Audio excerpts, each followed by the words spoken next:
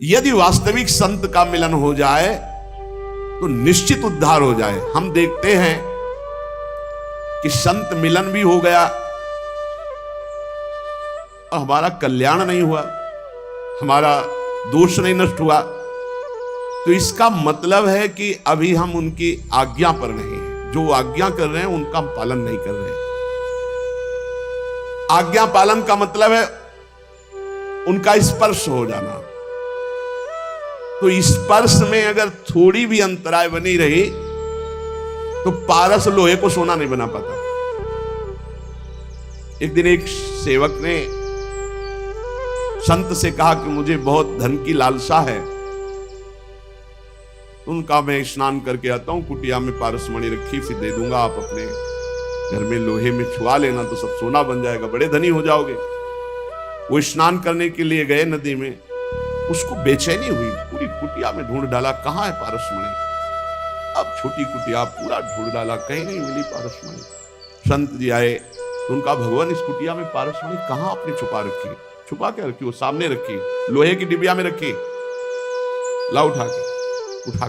उनका भगवान ये पारस कैसे हो सकती? जब लोहे की डिबिया कोई सोना नहीं बना पाई तो ये आप हमको क्यों बहलावे में डाल रहे हैं कि हम पारसमणि दे देंगे, आप लोहे में स्पर्श कराकर सोना बना लेंगे। तो उनका रुक जाओ, खुला और रुई का बीच में भेद है, पर्दा है। बोले देखिए लोहे की डिबिया और बीच में रुई और ऊपर पारसमणि, इसलिए सोना नहीं बना। जो ही हटा करके सीधे स्पर्श कराया वो सोना बन गई।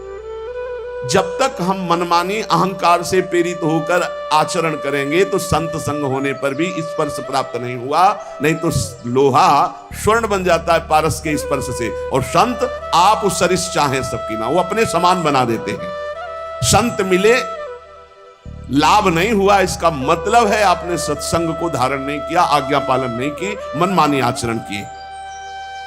लेकिन फिर भी तुम्हें निराश नहीं होना। ध्यान दीजिए, संत बहुत बड़े धनी हैं और हम दरिद्र हैं।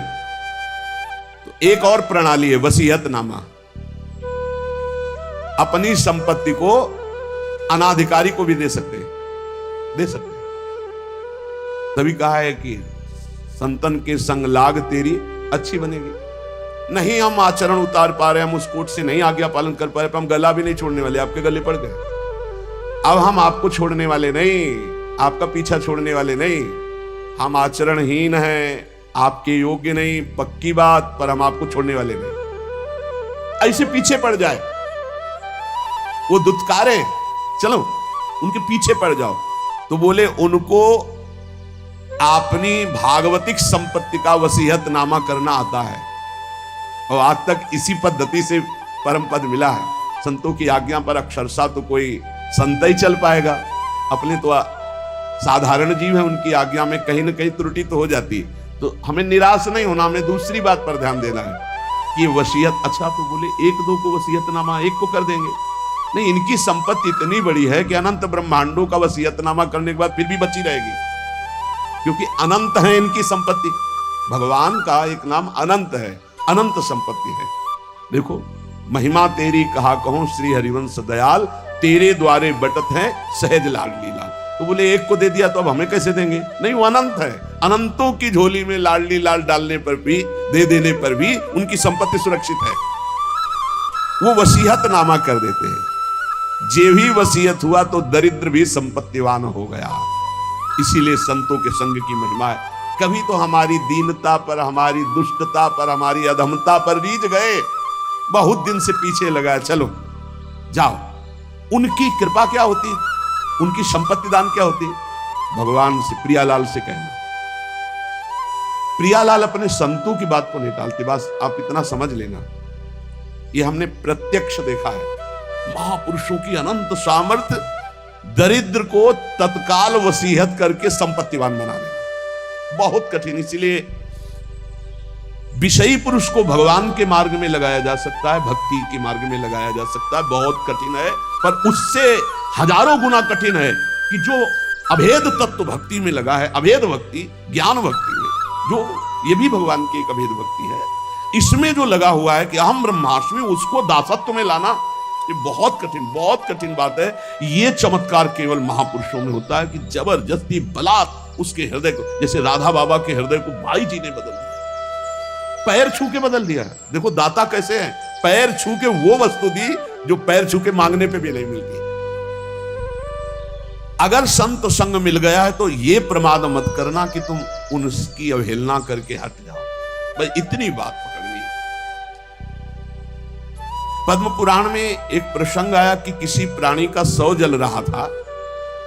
एक भगवत प्राप्त महात्मा वहां से निकले, उसके शव पर दृष्टि चली गई तो उसको नरक ले जाया जा रहा था।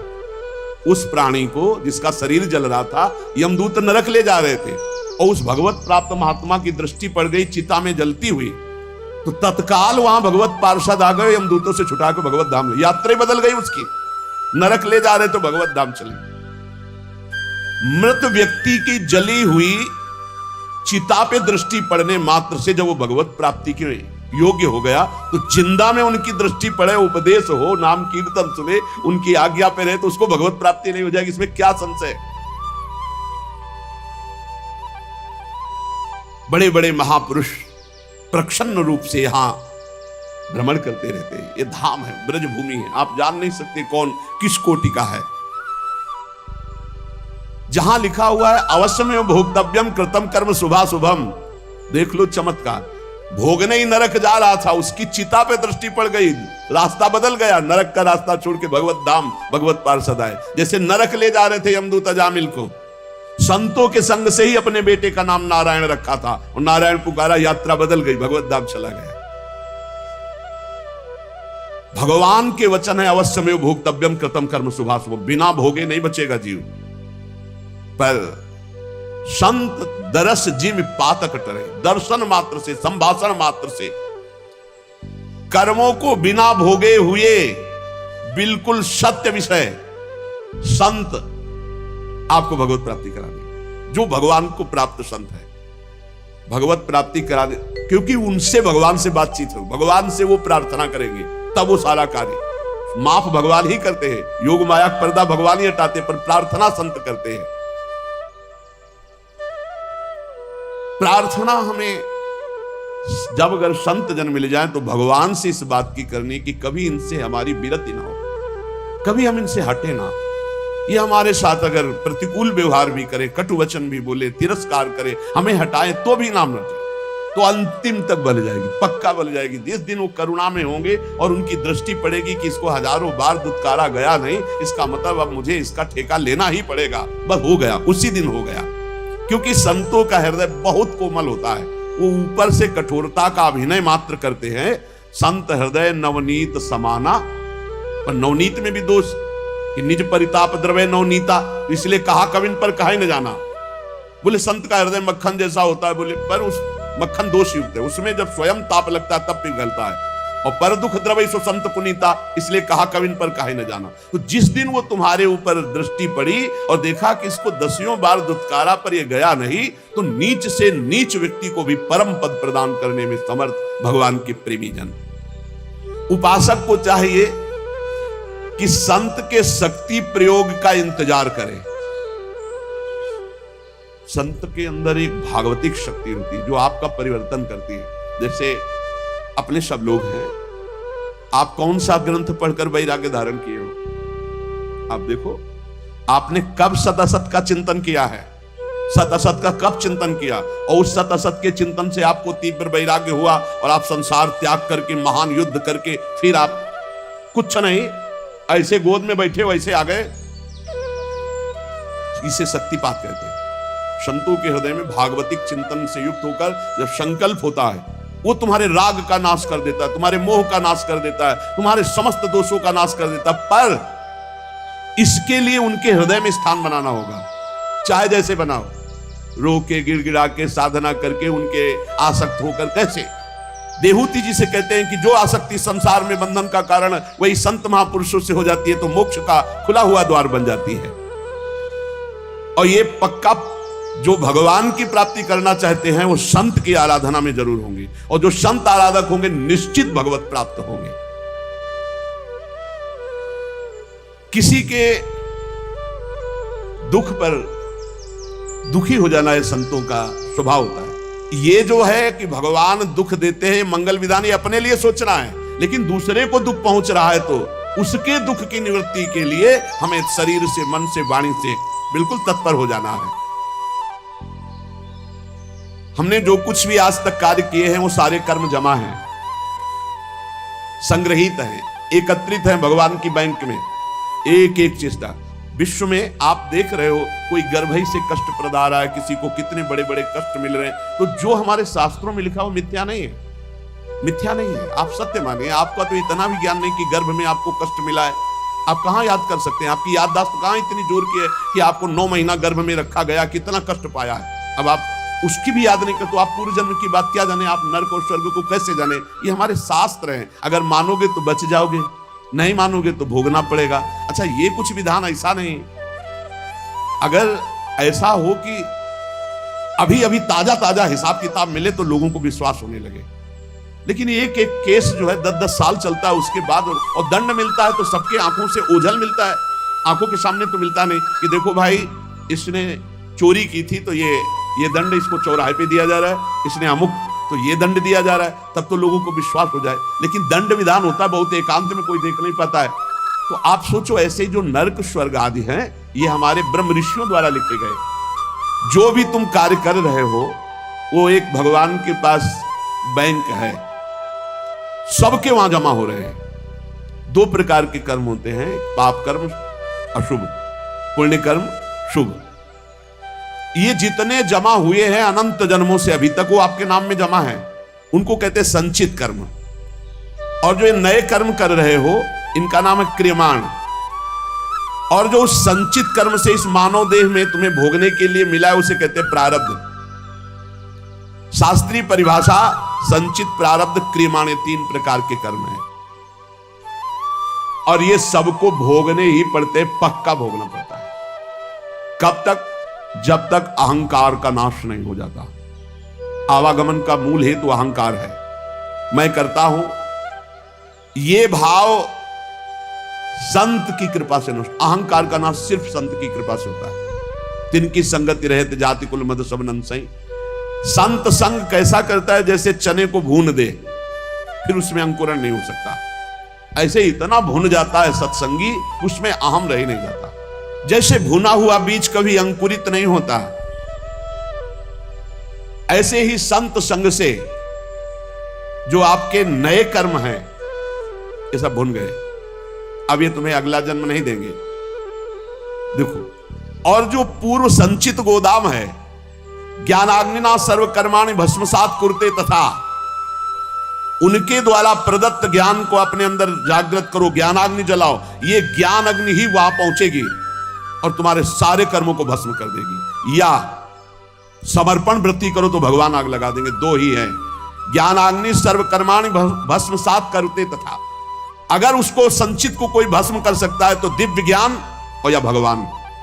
ज्ञान गुरु से प्राप्त होता है और समर्पण आश्रय भी गुरुदेव से प्राप्त होता है, दोनों संतों से प्राप्त होते हैं। 2 प्रकार से भस्म हो सकता है संचित कर्म, या तो भगवान भस्म कर दे, अहम त्वाम स्वरूपापेभ्यो मोक्षयिष्यामि मा शुचा तेषाम् अहम समुद्धरता मृत्यु संसार सागरात, और या फिर गुरु से इतना ज्ञान प्रकट हो जाए, ज्ञानाग्नि सर्व कर्माणि भस्मसात कुरुते, तथा वो ज्ञानाग्नि के द्वारा संचित कर्म। ऐसा ज्ञान बहुत दुर्लभ है। यहां देखो, जितनी जानकारी है उतना तो जीवन में उतार नहीं पा रहे आप लोग। कितनी जानकारी है आपको? बहुत जानकारी है, और जब गलत आचरण करने का संयोग बनता है तब तुम्हारी जानकारी सब खो जाती है। इसे ज्ञान नहीं कहते। ज्ञान तो उसी समय के लिए है जब असद आचरणों में मन जा रहा, उस समय आप बचा लो अपने आप को। उपाय है सबसे बढ़िया, भगवान के प्रति समर्पित हो जाना। मत चित्ता सर्व दुर्गाणि मत प्रसादात तरिष्यति। जिसने मेरे में चित्त लगा दिया तब दुर्गुण नष्ट हो जाते हैं और मैं उनके संचित कर्मों को भस्म कर देता हूं। हम त्वाम स्वरूपापेभ्यो मोक्षयिष्यामि मा शुचा। और प्रारब्ध बड़े बड़े ऋषियों को भोगना पड़ता है। सावधान, प्रारब्ध भोगने के लिए तैयार रहो, इसमें भक्ति को दोष मत देना है। जो संचित से शरीर रच गया उसको भोगना पड़ेगा, कमर कस लो। प्रारब्ध भोगना, रामकृष्ण परमहंस जी के गले में कैंसर था जो पूरे विश्व के कैंसर को मिटाने की सामर्थ्य रखते थे। भीष्म पितामह जी को पूर्व प्रारब्ध सांप को एक बमूल के पेड़ में फेंक दिया था, तो कई दिनों में तड़प तड़प के मरा था, उसका प्रारब्ध बना था करके 6 महीना बाणों की सैया पे अखंड बाल ब्रह्मचारी। महाभागवतों में गणना है, 12 महाभागवतों में महावीर संकल्प सिद्ध महापुरुष 6 महीना बाणों की सैया पे। या तो बहुत विचित्र विचित्र, मत फंसो, बात सत्संग की सुनो, अवश्य प्रारब्ध भोगना पड़ता है। भागो मत किसी के पास कि हमें कोई जंतुर बना देगा, कोई आशीर्वाद दे देगा किसी भी तरह से, इस तरह से हम ठीक हो जाएंगे, ऐसा भाई नहीं है। अगर ऐसा होता तो बड़े बड़े सिद्धों को प्रारब्ध भोगना ना पड़ता। आप विश्वास कीजिए, बहुत बड़े बड़े महापुरुषों को कष्ट शारीरिक भोगने पड़े हैं, चाहे कोई भी हो। आप जिन जिन महापुरुषों के सानिध्य में देखा, अरे भाई इतना कठोर तप और भजन और शरीर का प्रारब्ध आया तो पैर में कीड़े पड़ गए। आप नहीं समझते, प्रारब्ध बहुत बलवान होता है। ये सब भगवान की माया का खेल है। प्रारब्ध शरीर का बड़े बड़ों को भोगना पड़ता है, उसको मिटाने की चेष्टा न करके भजन करके सहते हुए भगवत प्राप्ति की तरफ चलो। इसीलिए आज तक बड़े बड़े महापुरुष, भाई जी सर्वज्ञ महापुरुष हो गए थे। सर्वज्ञ, एक परिवार बहुत त्रसित था, अर्थ का व्यापार कर करके हार गया था, कर्जा हो गया था, अर्थ नहीं था, खाने को नहीं था, बेटियां ब्याह के लिए थी, परिवार बड़ा था। उसने विचार किया आज रात के 12 बजे अपने शरीर को छोड़ देंगे। शाम टाइम गाड़ी दरवाजे पे लगी और उस गरीब आदमी के दरवाजे गाड़ी, वो घबरा गया कि क्या हो गया, हमारे पास कौन है, कोई रिश्तेदार नहीं, कोई मित्र नहीं, कोई हम पर। गाड़ी से भाई जी उतरे, भाई जी को कभी देखा नहीं, अपने आप अपने घर जैसा भाई जी अंदर जा रहे हैं। तो अवस्था ज्येष्ठ श्रेष्ठ, इसलिए कहा बाबूजी कैसे आप, आपसे ही बात करनी, थोड़ा एकांत में चलिए आप। तो बड़ा आनंद मिल रहा था, कोई संशय नहीं हो रहा था, क्योंकि भगवत प्राप्त महापुरुष वो बावरा हुआ जा रहा था कि मानो हमारे घर भगवान ही आए हैं। कमरे में ले गया, बोले दरवाजा बंद कर दो, बंद किया। बोले भाई आज तुम रात्रि के जो करना चाहते हो, इससे जीव की बहुत दुर्गति होती है। ये बात उसने किसी से कही नहीं थी, और भगवान तुम पर बहुत प्रसन्न है। एक थैले से मोटी गड्डी निकाली रुपए की, कहा ये लो, इससे जो तुम्हें लगे उचित व्यापार करना, अगर व्यापार में हानि होती तो भी चिंता मत करना, ये ना पैसे वापस करने, ये आपके हैं। और कुछ दिन लगातार ऐसे ही आपके पास पैसे आते रहेंगे, जिनसे आपका बेटी का भी ब्याह हो जाएगा। बड़े बड़े धनी मानी भाई जी के चरणों से जुड़े थे, तो धन का प्रथम सदुपयोग यही है, इसलिए भाई जी प्रेरित कर देते थे। अब वो रो के चरणों में गिर गया, मेरे भगवान आपके। भाई जी ने कहा भगवान आपको बहुत प्यार करते हैं। उन्होंने ऐसे सर्वज्ञ महापुरुष जो सब बात, एक आदमी कंबल ओढ़े हुए, आप पढ़ लेना चरित्र, मुंह ही नहीं खोल रहा था, उसे कई लोग लाए हुए थे। भाई जी ने कहा क्या हो गया, बोले शरीर छोड़ना चाहता है और आप ही समझा सकते हो। भाई जी ने कहा क्या है, कंबल क्यों ओढ़े हो, हटाओ कंबल। जो ही कंबल हटा, मवाद बह रहा, गलित कुष्ठ पूरे शरीर। बोले भाई जी से कहा कि बाबूजी अब ऐसे में शरीर रखना उचित है या त्याग देना। भाई जी ने कहा अरे शरीर श्री कृष्ण प्राप्ति के लिए गले से लगा लिया। वो चीख पड़ा, अरे नहीं मेरा घृणित शरीर खत्म। ऐसे महापुरुष अपने उदर के कैंसर में भारी पीड़ा से युक्त शरीर का त्याग किया। आप सोचो, जो चुटकी बजाते भजन बल से प्रारब्ध नष्ट कर सकते हैं, अपने ऊपर लेकर के प्रारब्ध बड़े बड़ों को भोगना पड़ता है। भीष्म पितामह के रोम रोम में बाण लगे थे, शरीर में 2 अंगुल जगह भी नहीं बची थी जहां बाण ना लगा हो। इतने बाणों से विद्ध होने पर भी वो हर समय श्री कृष्ण सुमिरन कर रहे थे।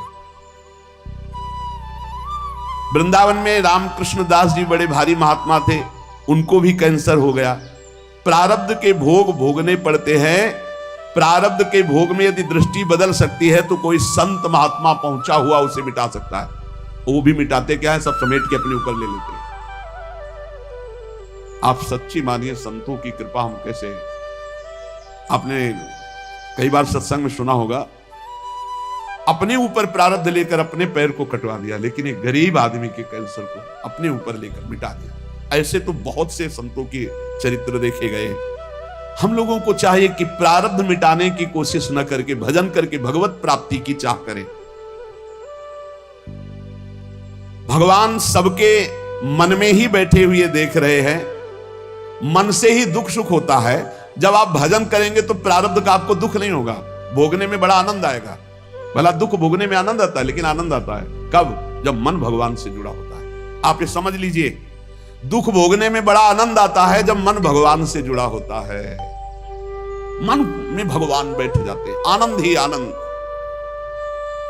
प्रारब्ध का भोग 3 प्रकार से होता है, एक स्वेच्छा से, एक अनिच्छा से और एक परेक्षा से। हमारे मन में हमारा प्रारब्ध भोग प्रेरणा करता है और हम कुछ अपने साथ गलत कर बैठते हैं, गलत चेष्टा। वो बहुत बुरा प्रारब्ध होता है, जैसे जल में छलांग लगा दी, पेड़ में लटक गए, आग में कूद गए, जहर खा लिया या कुछ ऐसा। ये बहुत बुरा प्रारब्ध होता है, इससे बचना असंभव सा है। अगर उसके पहले सत्संग मिल जाए, कोई संत कृपा कर दे, भाव बदल जाए, तो बहुत से लोग हैं जो अपने भावों को बदल चुके सत्संग से। नहीं तो ये जो पहला है स्वेच्छा से, ये बहुत खतरनाक, क्योंकि कोई जान ही नहीं पाता कि उसके अंदर चल क्या रहा है और वो खतरनाक प्रारब्ध उसको नष्ट कर देता है। स्वेच्छा, जानबूझ करके अपने शरीर को नष्ट करना, बहुत बुरा प्रारब्ध होता है, बहुत बुरा प्रारब्ध होता है। स्वेच्छाकृत प्रारब्ध बहुत भयानक होता है। यह तभी मिट सकता है जब किसी महापुरुष का संग मिल जाए और उनके वचनों से हमारा चिंतन बदल जाए। वो चिंतन तभी बदलेगा, पाप हल्के होते हैं दर्शन से, संभाषण से, उनकी कृपा से। वो कहते हैं ना, आपने बचा लिया, नहीं तो हम तो शरीर को नष्ट कर देते। मतलब उनकी विचारधारा को परिवर्तित कर दिया गया, क्योंकि ये स्वेच्छाकृत प्रारब्ध है, ये आपके अंदर ही बैठा हुआ मार देगा। कभी किसी के अंदर अगर इस भयानक पाप बन जाएगा तो ये जागृत हो जाएगा कि क्या करूं, शरीर छोड़ दूं क्या, ऐसा आने लगेगा भारी प्रारब्ध। ऐसी स्थिति में फौरन किसी संत महात्मा से मिलो और अपने मन की बात उनसे, जो आपकी बात सुन सके, वो आपको बहुत सीरियस ले सके, समझा सके, उनसे मिलो और अपने स्वेच्छा प्रारब्ध का नाश करा सकते हो। यदि उनकी बात में लग गए तो प्रारब्ध भी बदल सकता है। ये भगवान के प्रेमी जनों में बड़ी सामर्थ्य है। ये स्वेच्छाकृत प्रारब्ध बड़ा भयावना होता है। बहुत सुविधाएं सब हैं, कोई बात एकदम मन में लगी, इतनी विपरीत होती चली गई तो प्रारब्ध भोग आपको वैसे ही प्रेरित करता चला गया, स्वेच्छाकृत। और एक होता है अनिच्छाकृत। अब वो छलांग लगाई थी कूद करके जल में, और उसको पता नहीं था जहां छलांग लगाई ऊपर से नीचे 2-3 हाथ के नीचे वो सीमेंट की बहुत बड़ी बांध थी, वो सीधे 50 हाथ ऊपर से कूदा, खोपड़ी के बल से खोपड़ी पट्टी मार गई। यद्यपि उसकी इच्छा नहीं थी, प्रारब्ध ने मार दिया। अनिच्छा प्रारब्ध। आप जा रहे हैं, अचानक पैर फिसला, मुंह के बल गिरे, अचानक पैर फिसला, हाथ पैर टूट गए, आप चाह नहीं रहे। ये एक है चाह वाला स्वेच्छा प्रारब्ध, और एक है ये अनिच्छा प्रारब्ध। अनिच्छा प्रारब्ध संयोग बना देता है। बाथरूम में गए, एकदम फिसल गया, एकदम गिरे, ऐसे नहीं, वहां तो जा रहे थे स्नान के लिए, लेकिन पैर फिसल गया। किसी कार्य के लिए, बड़े मंगल कार्य के लिए जा रहे, लेकिन अनिच्छा प्रारब्ध बहुत जोर का, ये भी होता है। प्रारब्ध तो प्रारब्ध है, अनिच्छा प्रारब्ध किसी की इच्छा नहीं, लेकिन संयोग आपके नष्ट करने का बन जाएगा, संयोग बन जाएगा। वो किसी व्यक्ति से भी हो सकता है। आप आराम से चले जा रहे हैं, उसको नींद आ गई और गाड़ी चढ़ा दिया, उसकी ना इच्छा है ना आपकी इच्छा है, अनिच्छा प्रारब्ध। अब 1 मिनट पहले वहां से निकल जाते तो जो ऊपर की बालकनी थी उनके ऊपर ना गिरती, मस्ती से आराम से जा रहे, ठीक समय पे बालकनी नीचे गिर के मर गए। बैठे चाय पी रहे, पेपर पढ़ रहे, पीछे की दीवार गिर गई। अनिच्छा प्रारब्ध बहुत तरह का होता है। अनिच्छा प्रारब्ध को मिटाने के लिए भी भगवद आराधना, संत संग। कई बार आपसे प्रार्थना की है, अगर आप याद किए हो सत्संग में, कि आप जब अपने घर से निकले तो 5 महाभागवतों का नाम जरूर ले लें। बिल्कुल आपका हर प्रारब्ध संयमित हो जाएगा। आप ध्यान रखना, भक्ति भक्त भगवंत गुरु चतुर नाम बपु एक, इनके पद बंधन के नासत विघ्न अनेक। हमारी हाथ जोड़ के प्रार्थना है कि इतना बड़ा विघ्न जिसे कोई विघ्नराज नहीं काट सकते, वो भक्तों का स्मरण काट सकता है। अजहू सोच विचार के गई भक्तन पद ओट, हरि कृपालु सब पाछली छमिहे तेरी कोट। उचित समझो आप अगर तो अपने यहां जो श्रृंगार के बाद भक्त नामावली होती है, बहुत छोटा भी है और बहुत से संतों के नाम हो जाते हैं। अब जैसे ध्रुवदास जी के है तो काफी बड़ी है, अगर ऐसा भी ना हो तो 10-5 महापुरुषों के नाम याद कर लो। तो जब आप घर से निकलो तो पहले उनके स्मरण कर लो। हरिवंश महाप्रभु की जय, स्वामी हरिदास जी महाराज की जय, हरिराम व्यास जी की जय, हरिव्यास देवाचार्य जी की जय, नागरीदास जी की जय, सेवक जी महाराज की जय, ध्रुवदास जी, जो संत याद आवे, कबीरदास जी महाराज की जय, रहीमदास जी महाराज की जय। सब भगवान में लगे हुए प्रेमी जन जी हैं, जितने भी भक्तों की याद आवे आप पक्का समझ, जब आपको भय का अवसर लगे हमारी प्रार्थना मान लेना, भक्तों का नाम स्मरण करने लगना। आप देख लेना, चमत्कार देख लेना। इनके पद बंधन के नासत विज्ञाने, अजहू सोच विचार के गई भक्तन पदोट, हरि कृपाल सब पाछली छमे तेरी। बड़े बड़े संकटों को, प्रारब्धों को ऐसे भक्ति स्मरण नष्ट कर देगा। घर से निकलो सुरक्षित रहने की भावना में, आप भक्तों का स्मरण तो जरूर करके निकलो। भगवान के स्मरण से भी जोरदार पावर भगवान के भक्तों के स्मरण में। ये बात तुम्हारी समझ में आ जाए तो बात है।